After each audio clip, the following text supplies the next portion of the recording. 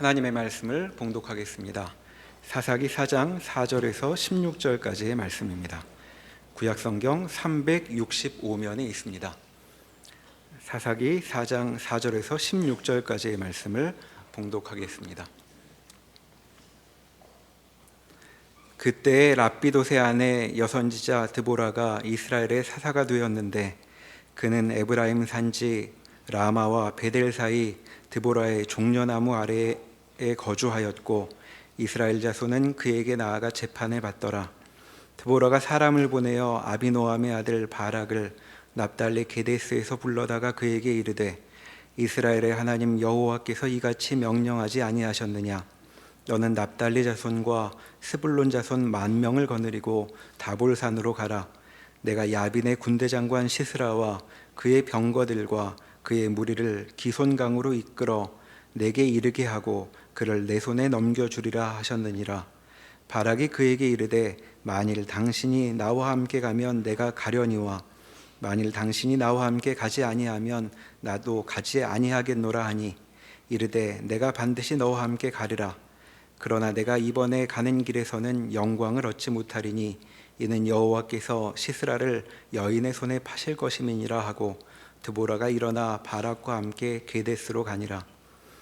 바락이 스불론과 납달리를 게데스로 부르니 10,000명이 그를 따라 올라가고 드보라도 그와 함께 올라가니라.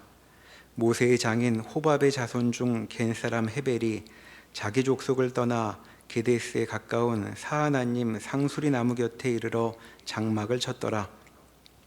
아비노함의 아들 바락이 다볼산에 오른 것을 사람들이 시스라에게 알림해 시스라가 모든 병거 곧 철병거 900대와 자기와 함께 있는 모든 백성을 하루셋 학고임에서부터 기손강으로 모은지라.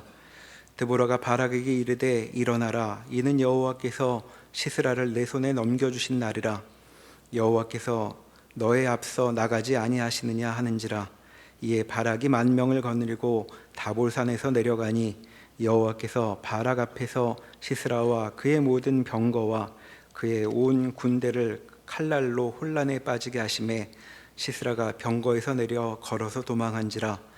바락이 그의 병거들과 군대를 추격하여 하루셋 학고임에 이르니 시스라의 온 군대가 다 칼에 엎드려졌고 한 사람도 남은 자가 없었더라. 아멘. 구약 성경은 이스라엘 백성의 역사서입니다. 우리 지금 보고 있는 사사기와 열왕기서가 주된 내용들이지요. 오늘 드보라라는 사사가 등장하여 하솔왕 야빈의 철권 통치 아래서 20년이나 고생했던 이스라엘을 하나님이 구원해내는 이야기로 전개되고 있습니다. 그러나 성경에 이런 이야기들, 드보라나 기드온이나 삼손에 대해서 얘기할 때 그들이 어떻게 믿음을 지켰으며 하나님의 도우심으로 큰 결과를 만들어냈는가 하는 것을 얘기하는 것은 아직 본문에 다다르지 못한 것입니다. 본문을 이해하려면 어디까지가 문맥이고 배경이고 본문은 무엇이 어떻게 숨어 있는가까지 들어가야 됩니다. 사사기를 읽으려면 그 역사적 배경이 아시는 대로 애굽의 종되었던 이스라엘 백성을 하나님이 모세를 보내서 구해옵니다. 10가지 재앙이 있었고 홍해를 가르고 광야길을 걷는 동안은 구름 기둥, 불 기둥으로 지키시고 만나를 먹이시고 메추라기를 먹이시는 끝없는 하나님의 보호와 지켜주심 속에서 약속의 땅에 이릅니다. 약속의 땅을 주시는 것은 이스라엘 백성에게 자기 땅이 아닌, 즉 주인의 종으로 있다가 자기 땅을 가지게 된다는 이야기입니다. 그러니까 자기가 계획을 하고 목적을 가지고 그리고 내용을 만들어내야 하는 곳, 즉 무대와 기회를 가지게 된 것이죠. 그런데 여기서 이스라엘 백성은 하나님의 백성이 가져야 되는 하나님의 뜻과 목적에 일치하는 그런 내용과 그런 현실을 살아내지 않고 그저 한 세상 살면 그만인 체념한 인생, 하나님 모르는 백성들이 택한 길을 같이 따라갑니다. 우상을 섬겼다는 것은 자주 얘기하지만 우상이라는 신이 있다는 뜻이 아니라 자기 말을 들어주는 신을 가졌다고. 진짜 신은 자기가 되는 것이죠. 그러니까 하나님께는 꼭 순종을 해야 된다, 이렇게 얘기하는 것이 굴복을 하라는 뜻이 아니라 하나님의 뜻이 너희에게 최상의 최고의 결론을 만들 것이다를 믿어라, 이해해라, 납득해라 하는 것이 성경 전체에 말하는 방법이요 내용인 것입니다. 그러나 지금 오늘 드보라에서 보는 바와 같이 사사시대에는 계속되는 불순종, 이방신을 섬기는 자들과 같이 하나님 없는 백성같이 자기 멋대로 살면 하나님이 사사기를 시작하는 2장 3장에서 얘기한 것 같이 너희가 내 말을 안 들으니 내가 이방 백성을 다 쫓아내지 않고 너희 옆구리에 칼이 되게 하겠다, 가시가 되게 하겠다. 그리하여 너희가 어떤 형편 속에 있는지 너희를 깨우치는 시험이 될 것이다. 그래서 나중에 사무엘서에 가면 가장 주적이 블레셋이 되니까 지금 이 사사시대는 더 많은 여러 부족들에게 괴로움을 당합니다. 그래서 몇십 년씩 괴로움을 당하면 이스라엘 백성이 돌아와 회개하고 하나님께 도우심을 구하면 하나님이 또 사사를 세워 그 백성을 구해주는 이야기가 반복돼서 나옵니다. 그러니까 사사기를 잘못 읽으면 이스라엘이 어려울 때 이스라엘이 회개하고 하나님께 구하면 구원을 주셨다, 이런 간단한 이야기가 아니라 구원하셔야만 되는 하나님이 왜 구원이 필요한 억울한 그리고 희망이 없는 자포자기한 인생을 만드시는가. 그래서 병 주고 약 주고 하는 식의 역사가 왜 반복되어야 하는가, 거기에 무슨 이유와 내용이 있는가, 이렇게 물어야 됩니다. 그러니까 오늘 같이 하나님이 이스라엘을 구하는 그 드보라 사사에서의 특징은 여기에는 하나님의 역사가 힘 없는 정체성의 신분의 여인들, 그러니까 드보라와 야엘 그리고 시스라의 어머니 하는 세 사람에 의해서 이 내용이 진행되고 연기되고 있습니다. 여인이란 전쟁에서는 앞에 나서면 안 되는 존재인데 이제 드보라를 얘기할 때나 또는 야엘을 얘기할 때나 꼭 이게 붙죠. 남편 이름이 붙습니다. 랍비돗의 아내 드보라, 헤벨의 아내 야엘. 이 두 사람의 역사가 남편은 뭐하고 아내가 나서야 됐단 말이냐를 감추고 있는 거죠. 감췄지만 더 역설적이게 강조가 되는 것입니다. 하나님이 이스라엘을 언제든지 구할 수 있으면서 구한 이스라엘을 왜 다시 또 팔아야 되느냐, 또 어려운 일을 당해야 되느냐 하는 문제에 이제 우리가 성경의 내용을 읽어내는 어떤 실력이 붙어야 되는 것입니다. 시편 8편을 보겠습니다. 필요한 본문이니까 함께 찾아주십시오. 시편 8편, 짧은 시입니다. 1절에서 9절까지인데 함께 스크린에도 나와 있으니 함께 읽겠습니다. 여호와 우리 주여, 주의 이름이 온 땅에 어찌 그리 아름다운지요. 주의 영광이 하늘을 덮었나이다. 주의 대적으로 말미암아 어린 아이들과 젖먹이들의 입으로 권능을 세우시며 이는 원수들과 보복자들을 잠잠하게 하려 하심이니이다. 주의 손가락으로 만드신 주의 하늘과 즉 주께서 베풀어 두신 달과 별들을 내가 보오니 사람이 무엇이기에 주께서 그를 생각하시며 인자가 무엇이기에 주께서 그를 돌보시나이까. 그를 하나님보다 조금 못하게 하시고 영화와 존귀로 관을 씌우셨나이다.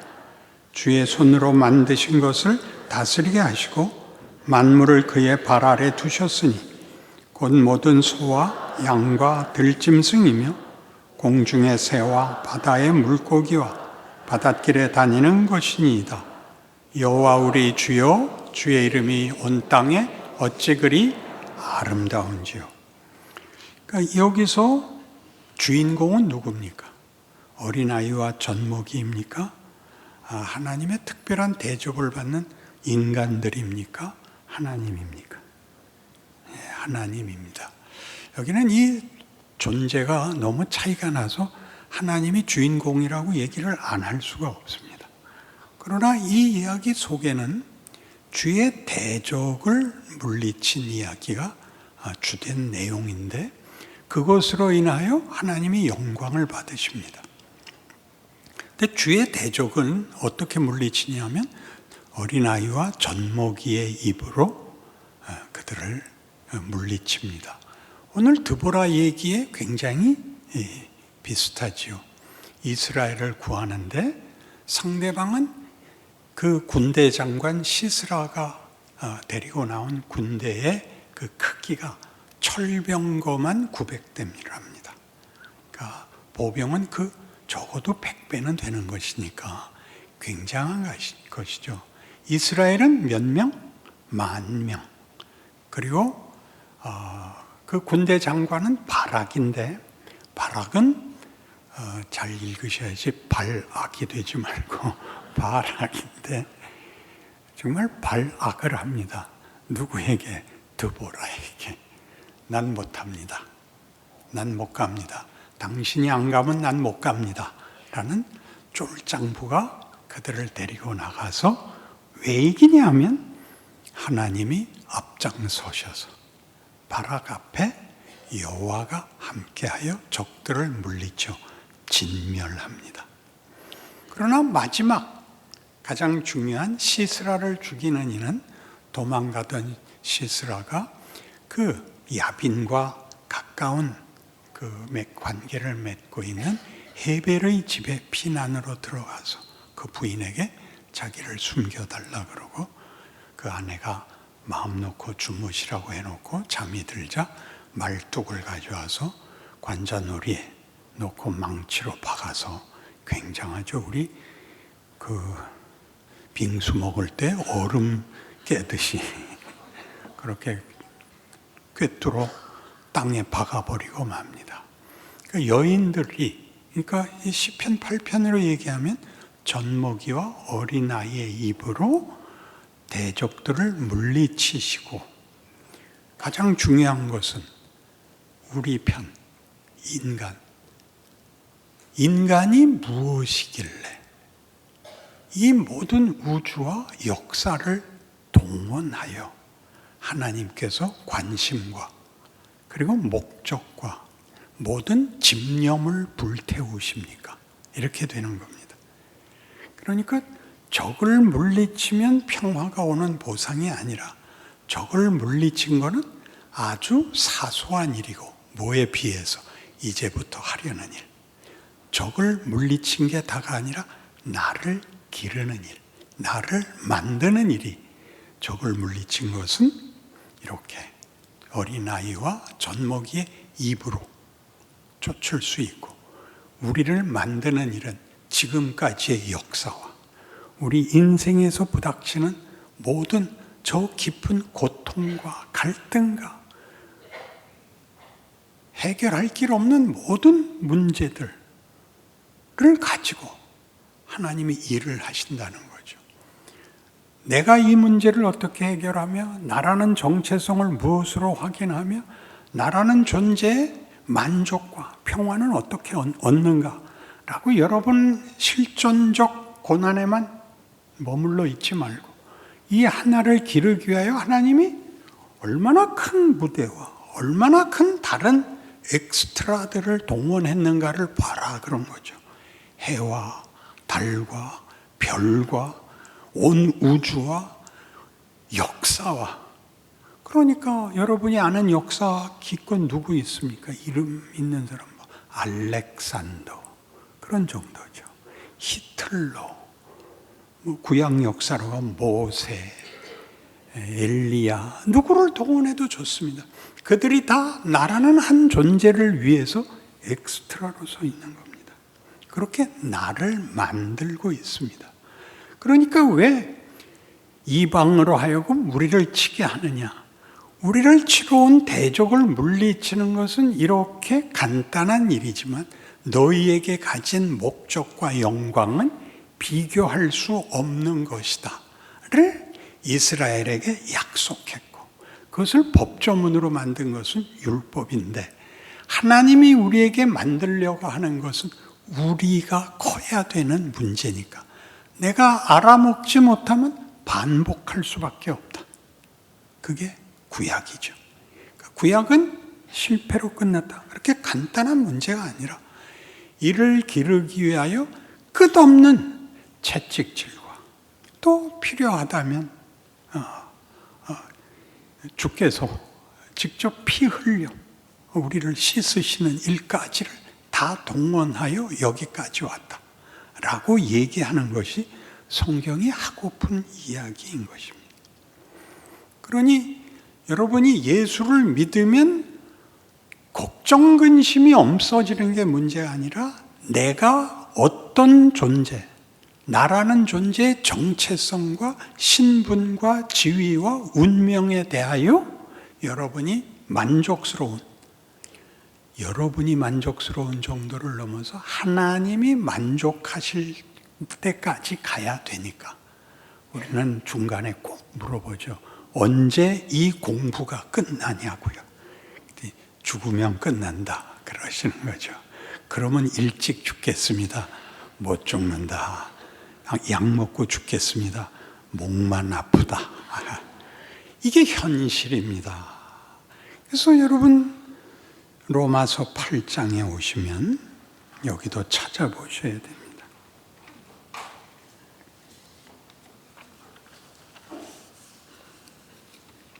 로마서 8장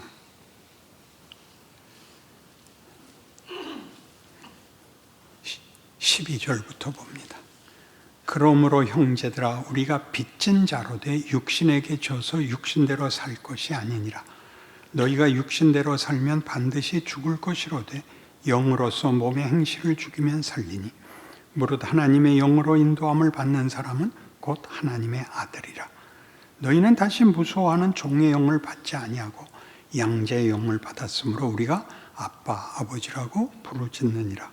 성령이 친히 우리의 영과 더불어 우리가 하나님의 자녀인 것을 증언하시나니 자녀이면 또한 상속자 곧 하나님의 상속자요 그리스도와 함께한 상속자니 우리가 그와 함께 영광을 받기 위하여 고난도 함께 받아야 할 것이니라.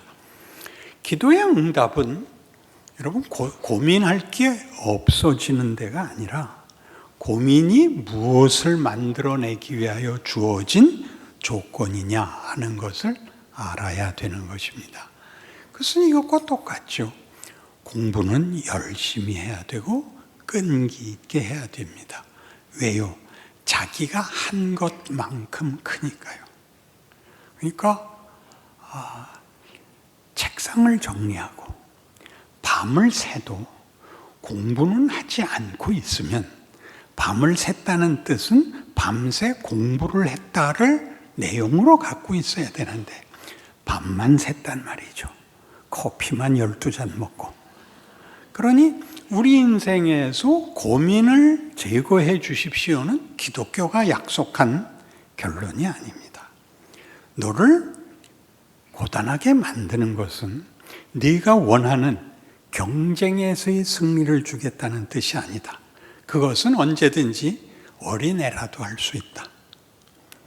내가 그거는 후 하고 한번 바람만 불어도 제거할 수 있다. 제거할 수 없는 것은 뭐냐?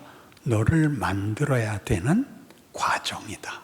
그것은 지나가면 되는 것이 아니라 그 각각의 과정을 채워나가야 된다. 여태껏 고생한 게 뭐가 부족해서 아직도 남았습니까? 박사과정 하자. 이렇게 된 것입니다. 그러니 싫다는 거죠.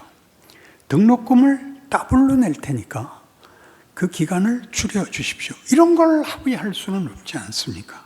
그럼 우리는 늘 이야기를 하게 됩니다. 그래서 지금 보시다시피 너희라는 존재의 정체성이 무엇인지 알아라가 왜 나오느냐 하면 너는 하나님의 자녀다. 자녀를 안 기르는 부모는 없다. 다른 사람에게라면 무슨 뭘 돕거나 뭘 주는 것으로 그 결과가 끝나지만 너희는 무엇을 준 것이 아니라 네가 커야 되기 때문에 부모가 늘 너를 괴롭힐 수밖에 없다. 그렇게 말하고 있는 것이죠. 그것이 복이라는 걸 아는 데에는 너무 오래 걸립니다. 여러분들이 여러분 인생에 있어서 답을 찾은 사람들의 간증을 들어보시면 그들의 간증의 대부분의 한국 교회의 수준은 그 간증이 진지하고 순진합니다.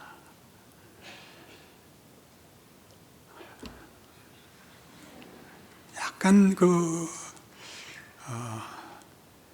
평가를 절하해야 돼서 죄송하지만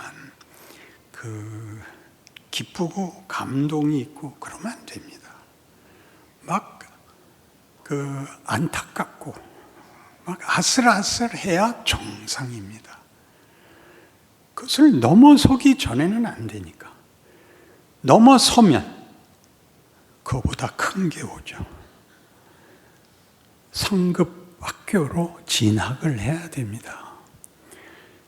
그러니까 제가 가장 좋아했던 그 과정을 겪는 과정에서 제가 제일 좋아했던 성경 구절은 나의 하나님이요 침 삼킬 동안도 놓아두시지 않는 하나님이요. 그러니까 내 고백이었습니다. 항복의 고백이 아니라 진저리가 쳐지는 비명이었습니다. 어쩌면 그렇게 놔두시지 않는지. 기도의 시작이 천지 만물을 지으시고 그 아들을 보내어 우리를 하나님의 자녀로 삼으신 고마우신 하나님이 아니고 하나님 또다시 제가 악을 써야 된다 말입니까? 로 시작할 수밖에 없었는데 따지고 보면 그런 정도로 그 아들을 십자가에 못 박는 정도로 부모가 자식을 위해서 자신을 내놓을 수 있는 정도로 우리에게 요구하는 것, 자식 이기는 부모 없다? 자식이 부모보다 못한 꼴 못 본다. 이게 성경이 하고 싶은 얘기라는데 하나님이 창조주로서 뭘 만들었느냐? 우리를 만들어 우리의 신분을 뭐라고 지목했느냐? 온 땅을 다스리라였잖아요. 하나님이 지으신 모든 것을 다스리라. 어떤 지위? 소유자의 기업을 잇는 상속자였지 않습니까? 그것이 성경이 하고 싶은 이야기입니다. 그래서 왜 이 반복적인 일이 일어나죠? 사사기의 반복. 아니, 이스라엘 운명의 반복까지 일어납니다. 같은 로마서 11장에 가면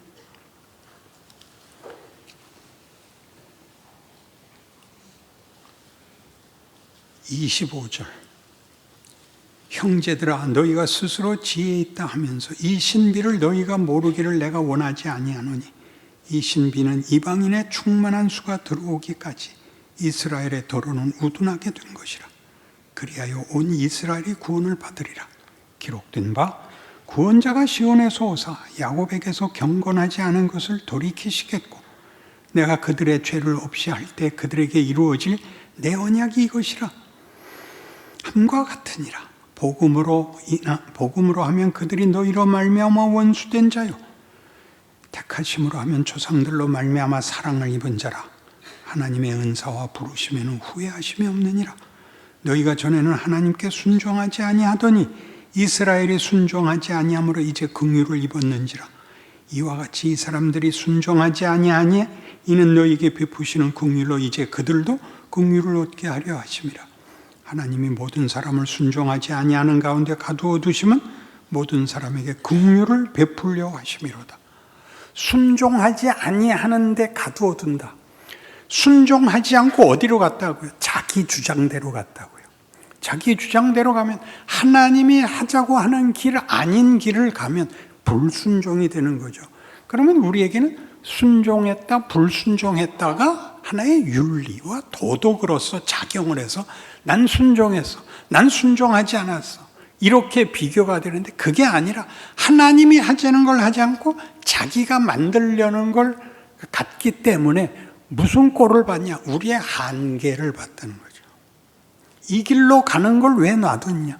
왜 사사기에서 이스라엘이 이방 민족에게 어려움을 겪어야 하느냐? 그들이 택한 길은 결국 생존 경쟁이고 폭력이 왜 아무것도 아니라는 걸 보여주는 것이죠. 사망이 끝이라는 걸 보여줌으로써 하나님이 하려는 영생, 생명이 무한하다는 뜻이 아니라 생명이 부유하고 풍성하고 충만하다는 것을 우리에게 알리기 위하여 이 둘을 같이 쓸 수밖에 없었다, 이런 얘기입니다. 그래서 그것을 역사 속에서는 이스라엘의 민족을 놓고 보자면 이스라엘에게 그 많은 기회와 과정을 줬으나 저들이 실패합니다. 저들이 실패하면 인류가 실패하는 거였습니다. 왜냐하면 이스라엘이 제사장 국가였기 때문에. 그들이 하나님을 이방에 전하지 않으면 우리는 하나님이 알 길이 없는데, 이스라엘이 실패하면 이방은 말할 것도 없이 실패해야 되는데, 희한하게도 그들이 불순종을 하자 하나님이 이방에 그의 복음을 허락하심으로 오늘 지금 본 성경같이 이스라엘이 불순종한 걸로 이방에게 긍휼을 베풀었답니다. 이게 무슨 뜻이냐 하면, 그들이 불순종해서 너희에게 올 수 없었던 것을 너희에게 줬다. 이중적 은혜, 긍휼이라는 걸 가르칩니다. 조건이 너희에게 있지 않다는 건 공짜다가 아니라 너희가 만들 수 없는 걸 내가 만들기 위하여 내가 이유가 되고 내가 조건이 되고 내가 모든 책임을 지고 너희를 여기까지 끌고 간다는 걸 보였다. 그러니까 이스라엘은 불순종해서 그러면 멸망을 하느냐? 아니다. 너희는 이스라엘보다도 나쁜 조건에 있었는데도 내가 너희를 불러내는 바로 그 은혜로 이들도 돌이키게 할 것이다. 그럼 왜 이 둘의 불순종의 결과와 순종의 결과, 아니 무지에게 허락한 은혜를 대비하는가? 우리에게 말하는 거죠. 너희가 가고 싶은 것과 하고 싶은 것과 되고 싶은 것과 하나님이 하고자 하는 것이 뭐가 다른가? 순종과 불순종으로 나누고 은혜와 긍휼로밖에 설명할 수 없는 이유가 뭔가? 너희의 차원, 너희의 실력으로 만들 수 없는 데를 가자고 하는 것이다. 이것이 하나님이다. 그것이 부모가 자식에게 베푸는 부모된 도리다. 그렇게 얘기하는 것입니다. 2부 때는 딱 하나였어요. 근데 지금은 한 3, 4명 했어요. 3부가 난가 봐요. 숫자가 높아져서 그럴까요? 여러분, 이 이야기를 진정성을 갖고 들어와야 되는 게 아니라 이렇게 기독교는 완전히 다른 얘기구나라고 알아야 돼요. 여러분이 말하는 행복, 여러분이 말하는 영광, 여러분이 말하는 어떤 성공에 관한 얘기가 아니라 존재론이, 운명이 다른 거예요. 하나님이라는 분은 이런 분이구나. 나에 대해서. 아까 본 시편 8편의 핵심이 뭐였죠? 하나님이요, 사람이 무엇이길래 이 모든 우주 만물을 동원하여 우리를 초점으로 삼고 계십니까? 그러는 거예요. 여러분이 했던 질문은 뭐죠? 이 대목을 욥기에서 욥은 그 억울하니까 그 답을 얻지 못했을 때 뭐라고 얘기했냐 하면, 하나님, 인간이 무엇이 관대 이렇게 치성을 열심을 품습니까? 우리가 범죄한들 하나님께 무슨 손해가 있겠습니까? 잊어주십시오. 이렇게까지 나옵니다. 굉장하죠. 그걸 하나님께 가서 찾게 된 것이 은혜라 말이에요. 그걸 점쟁이한테 가서 물어보겠어요. 뭐 어디 갈 데가 없네요. 그러고 보니까. 하나님께 물어보는 거예요. 하나님, 이게 어떻게 된 것입니까는 여러분의 문제를 설명해야 되는 것이 아니라, 성경이 그토록 많이 얘기하는 하나님이 날 뭘 만들겠다는 건가? 그걸 만들기 위해서 어떤 과정을 가야 되느냐? 내가 택한 것은 뭐가 결실이 되는가를 봄으로써 하나님이 결실하려는 것이 어떻게 다른가를 알아야 된다. 인간이라는 존재의 정체성, 신분, 지위, 운명이 다른 것입니다. 한국교회에 널리 퍼져 있는 것은 가장 간단한 얘기입니다. 오늘 죽어도 천국과. 근데 안 죽잖아요. 살아있는 동안 뭘 해야 되는지를 모르잖아요. 밤낮 그 얘기만 해야 되고, 이렇게 부정적이고 소극적인 구원관을 가지면 천국 가는 것이 지금 실현되지 않으면 결국 뭘로 확인하느냐? 부정적인 방법을 써요. 넌 안 믿어서 지옥 가. 그렇게 얘기함으로써 나는 천국 간다를 확인하는 거예요. 그게 아니라 천국으로 부름을 받은 우리들은 인생 속에서 어떤 부분에서 자라가는가, 뭐에서 변화가 있으며 어떻게 방향과 과정에서의 만들어짐이 다른가가 하나씩 생겨나는 거예요. 아유, 고맙습니다. 내 이 설교해서 이렇게 큰 아멘 받은 건 처음입니다. 기독교를 다른 신보다 더 큰 신을, 그러니까 소원을 들어준다는 것은 동일하고 더 잘 들어주는 신으로 되어 있지, 하나님은 우리가 알고 있는, 우리가 만든 신들과 근본적으로 뭐가 다른지에 대한 이해가 없기 때문에 하루의 고통을 못 참는 거예요. 학교 공부해서 이해가 안 가면 돌아와서 형한테 묻든지 누나한테 묻든지 해야 되는 거 아니에요. 이게 뭔지 지금은 이해가 안 가. 지금은 그냥 외워놔. 이렇게 얘기할 수밖에 없는 경우가 많습니다. 그런 마땅한 실력이 커야 그 다음 게 이해가 됩니다.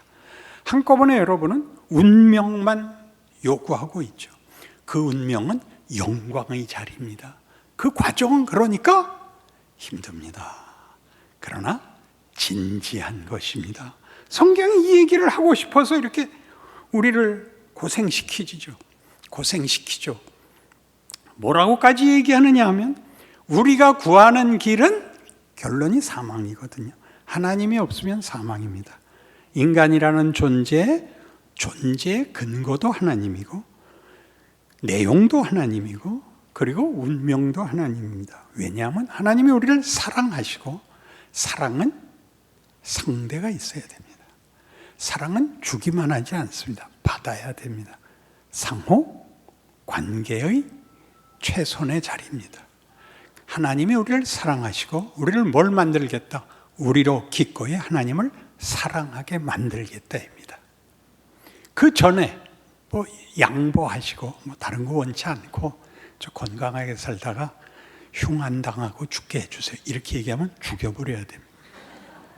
기독교를 오해한 정도가 아니라 하나님을 모욕하는 겁니다.